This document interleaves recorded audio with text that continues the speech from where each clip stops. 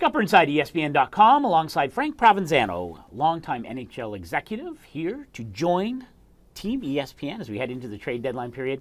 17 years, 3 different teams. I always imagine the trade deadline time, a lot of coffee, maybe some rumpled suits, feet up on the desk, a lot of phones.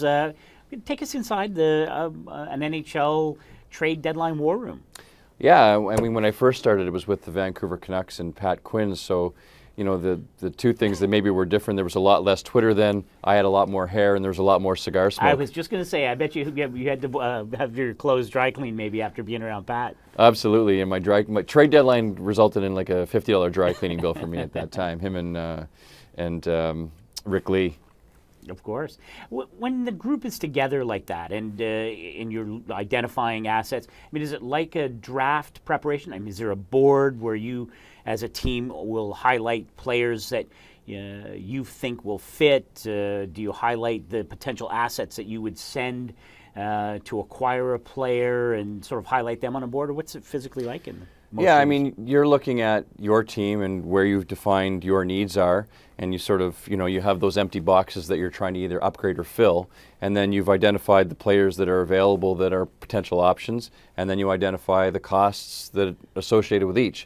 And these things aren't dynamic solutions. They're static solutions. They're very dynamic. They're constantly changing. These trade opportunities open and close, kind of like a weather screen or radar screen. You see them rolling across, and it gets bigger, and then it goes away.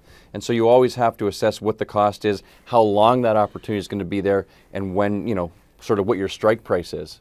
Have you had experiences where you didn't think anything was going to happen, and then maybe you sort of at the last minute or the last second, the phone rings and you find an asset that maybe you thought that you didn't have a chance to get?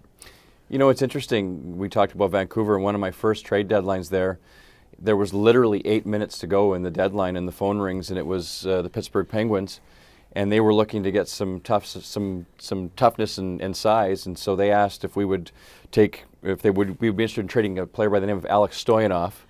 And the player they offered was Marcus Naslund. And, Pat sort of put the phone down and sort of looked at the group and said, Naslund? And at that time, he was not yet an established player. And Murray Oliver, who was the director of scouting, said, yeah, I kind of like him.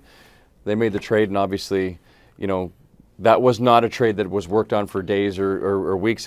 In fact, the concern was we weren't going to be able to get it in before the deadline ended.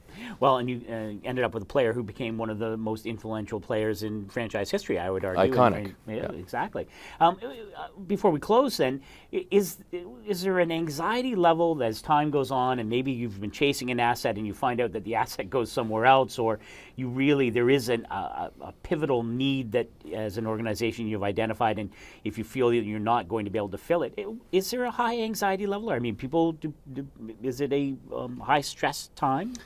It does, especially now it's become a media event, and it's a very dangerous time for teams, particularly buyers, because you're paying such a premium in terms of the future to get something that is arguable in terms of the return you're going to get now. And so I think the real anxiety is when a team that you see as a competitor for you in the playoffs, they're loading up. Like I said, I used an example earlier of Pittsburgh and Boston a couple years ago with Iginla and Jágr. Right. Both teams were trying to get power forwards. Pittsburgh ended up getting Iginla, and Boston, I think, felt a lot of pressure to go out and sort of meet the arms race. Right. Well, I'll tell you, whatever we gave up to get you, it was well worth the price. And with that, we will bring this segment to a close. For Frank Provenzano, I'm Scott Burnside, ESPN.com. We hope you'll stay with ESPN.com for all of your trade coverage.